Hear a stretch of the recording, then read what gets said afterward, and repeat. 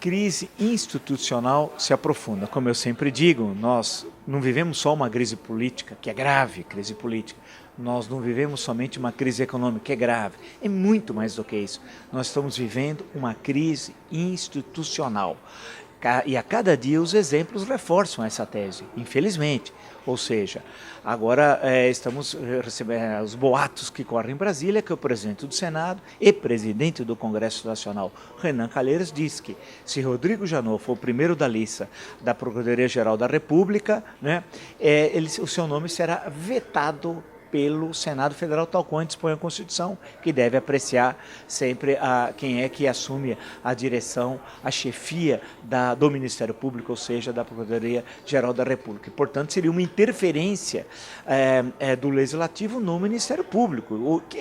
Isso é ou não é uma crise institucional? E mais, quando Eduardo Cunha vai ao presidente do STF, como foi ao senhor Ricardo Lewandowski, e pede que as denúncias, suposto inquérito, processo, que não há inquérito nem processo sobre ele, que estão em Curitiba, sob responsabilidade do ministro Sérgio Moro, isso seja transferido para Brasília, tendo em vista que ele, como presidente da Câmara, tem direito a foro privilegiado. Isso é uma clara interferência do chefe, do presidente da Câmara dos Deputados, que é o terceiro na linha sucessória, junto ao presidente do STF, para pressionar a primeira instância, no caso, o juiz da 13ª Vara Federal do Paraná, o juiz Sérgio Moro. Mais um exemplo de grave crise institucional. O vice-presidente da República, Michel Temer, em visita aos Estados Unidos, né, tranquilizou os investidores americanos e disse o seguinte, que se ele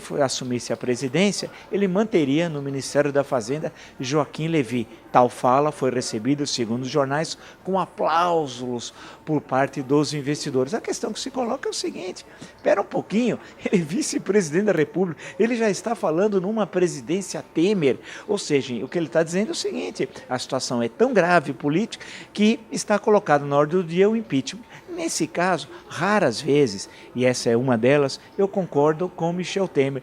Nós vivemos um cenário muito próximo do impeachment. A popularidade da presidente, e a última pesquisa CNT mostra isso claramente, chegou a que nenhum presidente na história recente do Brasil, desde que nós temos esse tipo de pesquisa, um índice de popularidade tão baixo como a dela. Ou seja, se nós olharmos, é sempre uma curva descendente, tendo como referência dezembro do ano passado, abril desse ano, e agora julho desse ano tal. A questão que se coloca uma popularidade próximo a 5%, que vai descendo, 12, 7,7 e tal, como é possível manter uma presidente e com a impopularidade cada vez mais alta, com ruim, péssimo, com uma crise econômica, com uma crise política, uma tensão entre os poderes que leva, e estamos no meio de uma crise institucional. A pergunta fica, até quando nós assistiremos isso? Vale lembrar um exemplo histórico muito próximo de nós aqui da Argentina. Numa situação muito menos tensa e muito menos grave do que nós vivemos na Argentina, o presidente Fernando de la Rúa foi obrigado a sair da sede oficial do governo, a Casa Rodada, de helicóptero, cercado pela população.